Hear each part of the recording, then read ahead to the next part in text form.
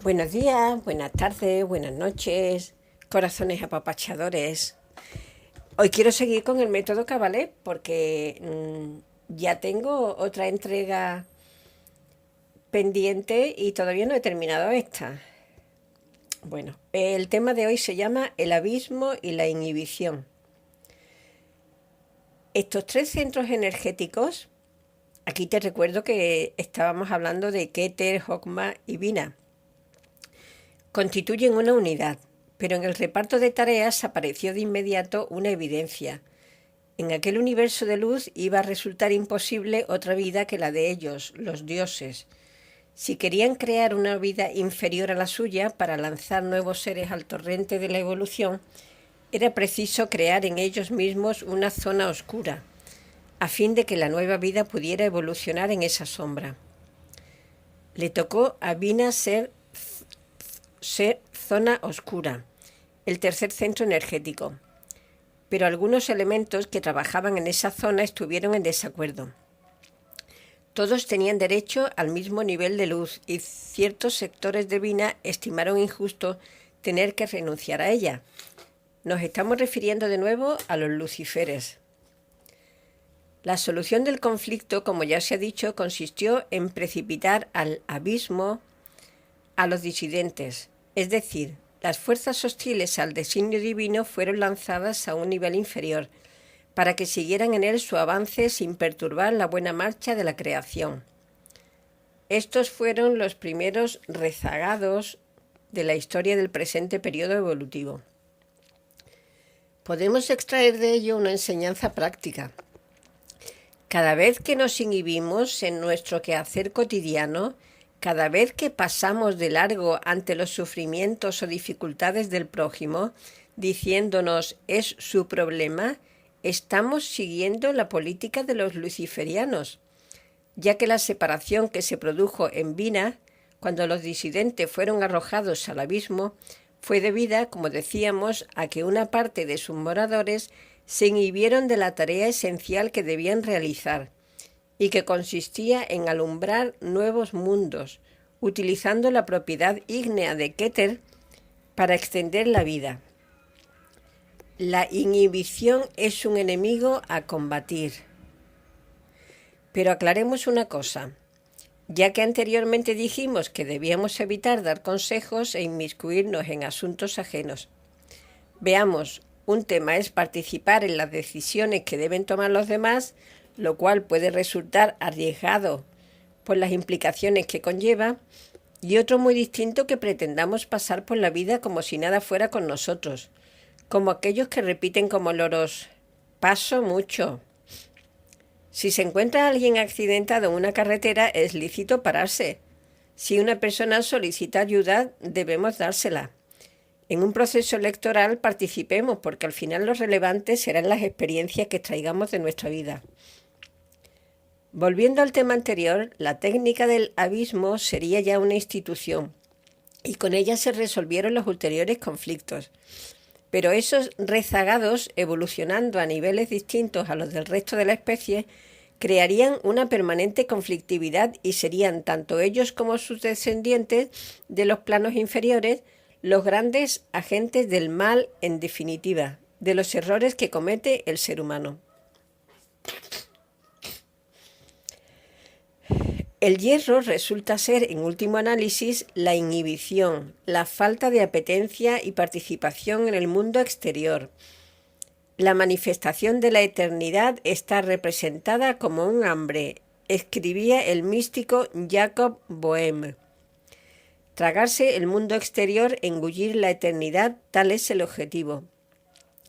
El que nunca experimenta ese deseo está empezando a formar en la fila de los rezagados. Una vez excluidos los disidentes de la esfera de Binah, el resto aceptó el oscurecimiento, es decir, consintieron vivir a un nivel inferior a sus méritos, con todos los inconvenientes derivados de esta situación. Para poner un ejemplo en el ámbito humano, es como si el hombre que ha vivido siempre a la luz del sol tuviese de pronto que irse a vivir dentro de una mina. Se produjo entonces en las esferas de Binah una cristalización de las energías primordiales, y en ese mundo ya más oscuro pudo aparecer una nueva oleada de vida.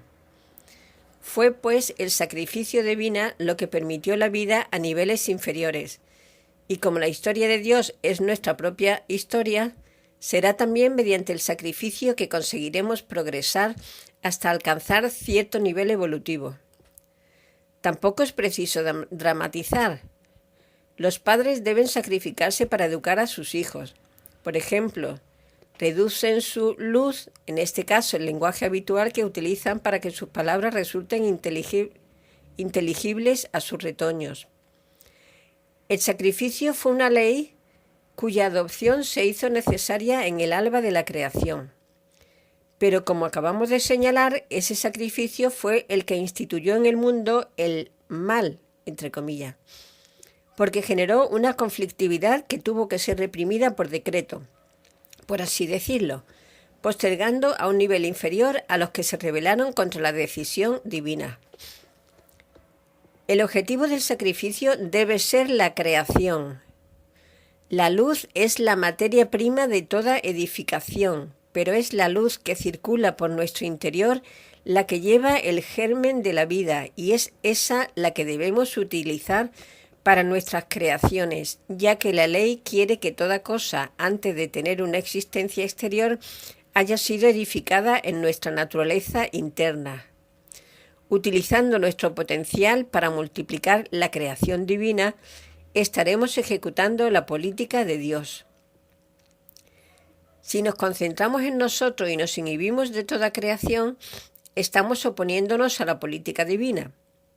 La luz consumida en creaciones externas nos va siendo restituida a medida que la vamos gastando, de acuerdo con la ley que reza a cada cual según sus necesidades.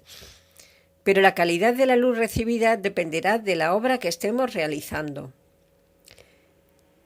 Es a través de los éteres que captamos la luz, y ya hemos explicado que disponemos de esa fuerza vital en la medida que la vayamos utilizando. Si consumimos mucho éter químico, el flujo de éter reflector y luminoso disminuirá. Es como si tienes un presupuesto para pasar el mes, si gastas mucho en comida te quedará menos para ropa. Pero aún en el caso de estar utilizando los éteres superiores para creaciones sublimes, si esa petición de luz es continua, difícilmente podremos conservar esa luz en nuestro interior y se formará en nosotros una zona oscura como sucediera con Vina. El problema puede consistir en que nos resulta imposible llevar a madurez todas las tendencias que se manifiestan en nuestro interior, exteriorizarlas, conseguir que se conviertan en una obra externa, de modo que una parte de nosotros mismos permanecerá en el abismo, evolucionando en otros niveles, en otro tiempo, en otra vida. Así pues, para poder crear y cumplir con el compromiso divino, nos vemos en la obligación de utilizar la luz que solicitamos y proyectarla fuera de nosotros mismos. Si la totalidad de nuestro ser se opone al sacrificio, salinizándonos para impedir que la luz pueda salir al exterior, nos sitúa automáticamente fuera del esquema de la creación. Y si por un lado alcanzamos la plenitud del conocimiento, al dejar de emplearlo para abrir nuevos frentes en la creación, se convierte en una enseñanza inútil, en un puro desperdicio, y ello nos sitúa en la fila de los rezagados. Pongamos otro ejemplo. Hemos dicho en capítulos anteriores que las relaciones con los demás son portadoras de karma, generan factura que nos obligarán a tener que volver nuevamente a la tierra para liquidarlas. Con esta información podríamos decidir encerrarnos en casa para el resto de nuestros días y evitar así la generación de nuevo karma. Pero dado que en nuestro sistema de vida necesitamos compartir para evolucionar más deprisa, el encierro nos apartaría de esa vía.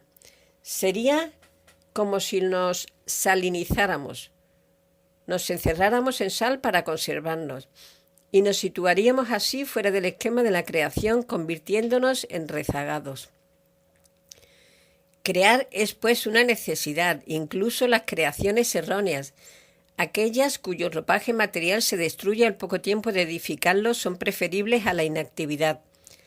ya que la energía que se desprende de esos errores, al ser reincorporada de forma contundente al individuo en las bajas regiones del mundo de deseos, después de la muerte física es generadora de conciencia, mientras que la inhibición pocas veces nos permite darnos cuenta que estamos desconectados de la vanguardia de nuestra oleada de vida. Aquí hago una reflexión muy a tener en cuenta. Dejar de hacer por equivocarme es peor que hacer algo, ya que nunca sé cuáles van a ser los resultados de mi acción. Y otra reflexión. Recuerda una vez más, no te enredes con lo que no entiendes y quédate con lo que sí, que seguro que es mucho más de lo que quieres admitir. Corazones, besitos, besitos, besitos. Nos amo, nos amo, nos amo. Chao, corazones.